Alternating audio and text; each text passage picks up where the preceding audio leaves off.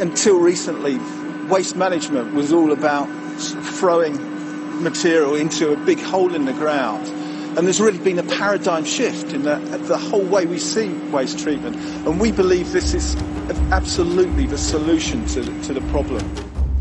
An electrode is lowered into the plasma converter and gas and solid material fed into the chamber. The plasma arc in the middle of the device reaches around 6,000 degrees Celsius, and the gas inside is around 1,000 degrees. Clean exhaust gases are produced, which are then used to power generators. The rest of the material runs off and solidifies into what's called plasma rock. And the rock can be broken down and used in the construction industry. We were given a guided tour of the plant together with Peter Brooks, a Southwest environmental campaigner.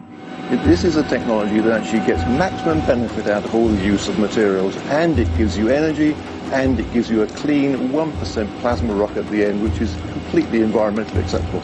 It's just the perfect solution.